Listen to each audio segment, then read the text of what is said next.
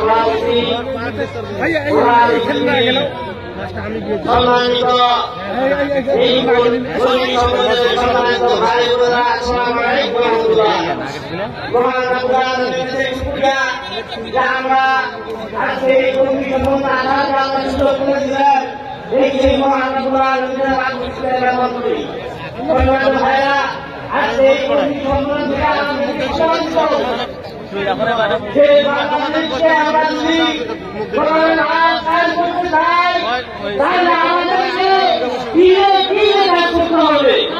এই জন্য যদি আমরা যদি মনে করি যে আজকে আমাদের বিজয় হয়েছে, এখন আমাদের বিজয় হয়ে আমাদের কাজ করতে হবে। এখন আমাদের আহ্বানে আমি আমার কথা শেষ করলাম। আসসালামু আলাইকুম ওয়া রাহমাতুল্লাহ।